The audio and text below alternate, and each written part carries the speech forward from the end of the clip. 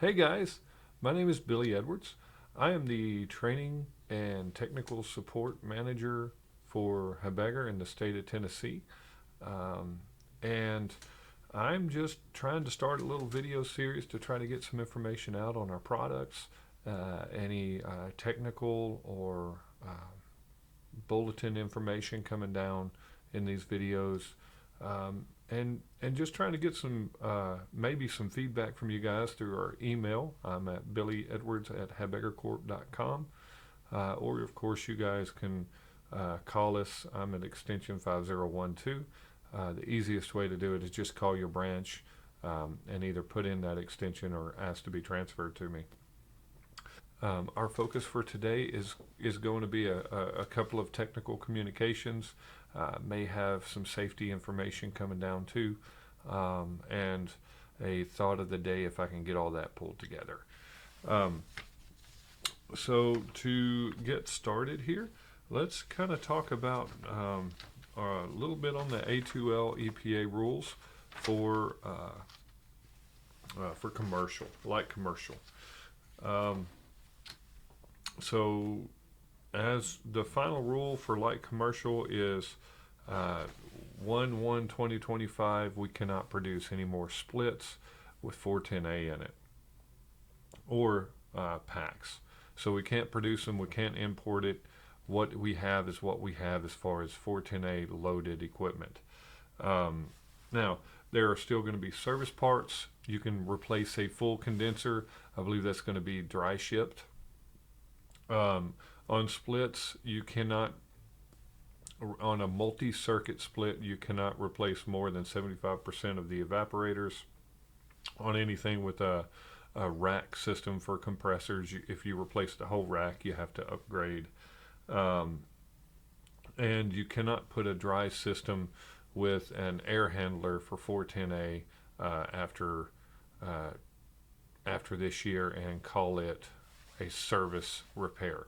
That is a system replacement, and by regulation, it does need to be a 454B system.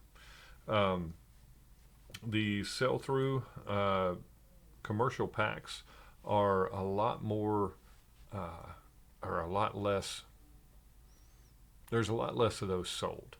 So the EPA has given us 3 years. So we can sell our current 410A package inventory for small commercial um, through the end of 2027. But by January 1, 2028, everything that's sold has to be loaded with 454B refrigerant. So that's just some highlights through this. If there's any questions about that type of regulation, you can ask your TM or have them contact me, which they probably will anyway.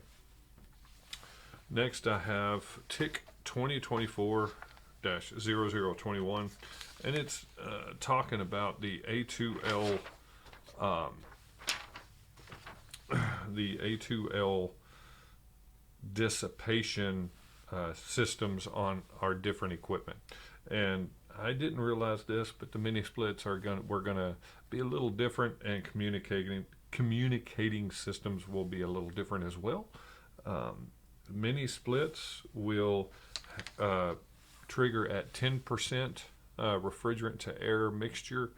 So anything with on a mini split, if air mixes with 10% refrigerant, the dissipation will kick in, and the dissipation will also be shorter. After it goes below that 10%, it'll only dissipate for 5 more minutes and then run back or go back to normal operation. Communicating system still has the 20%, but the time frame is like our mini splits. It'll go back to normal operation more quickly than our standard equipment, which is our standard equipment's 10 minutes.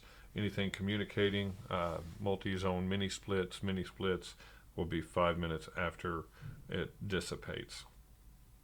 If the system dissipates for 15 minutes and still does not go below that refrigerant setting or the 20% or 10%, then it will assume that the sensor has malfunctioned and it'll go into normal operation, which is pretty good. Um, and anyway, that's all the technical communications I wanted to put out. Next, let's talk a little bit about my training plans for 2025.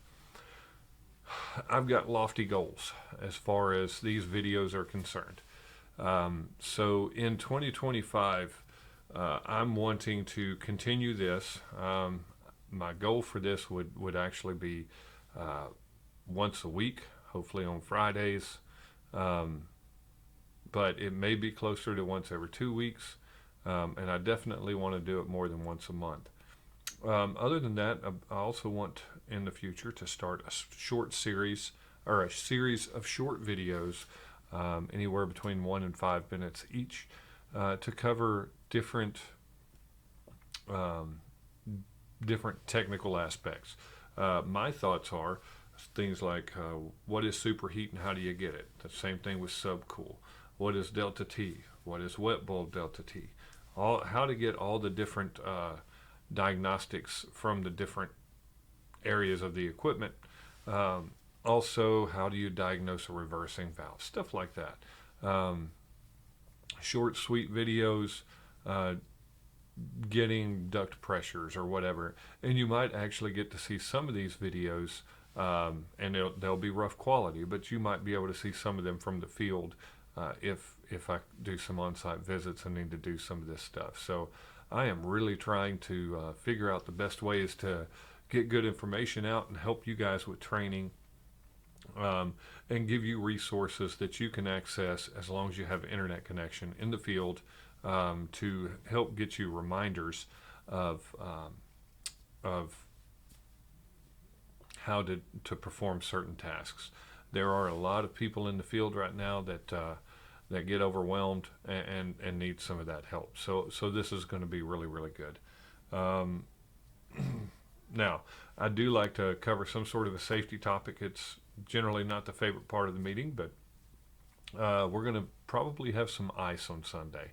So I want to cover with you how do we drive on ice? Because if you're in an emergency company, sometimes it's just not avoidable.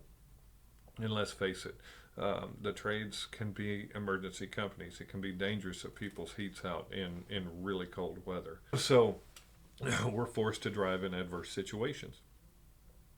But driving on ice and driving in slick conditions, the best thing that anyone's ever told me is drive like grandma's in the back seat, new dress on, and a pot of hot scalding gravy full to the brim, and you got to get her to church, basically.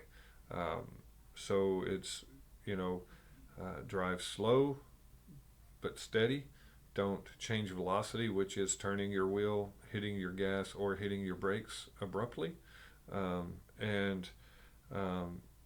Be easy on turns. Always be easy on turns. When going up a hill, go ahead and gain a little bit more of momentum trying to get up the next hill.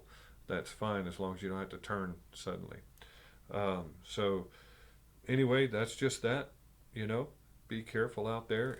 The weather is going to get bad for January, it looks like, a couple of times. And then I wanted to have a thought of the day. And my thought of the day is, especially coming into a new year, don't be afraid to take care of you. We always get so busy and so tied up taking care of everyone else, but don't be afraid to take care of you and your family. That's really all I've got. That's my main goal in 2025, is making sure I'm taking care of my family better. But anyway, I look forward to seeing everybody next time. Thank you for being patient with me, and don't hesitate to send in some suggestions or thoughts. Billy Edwards at habeggercorp.com. We will see you the next time.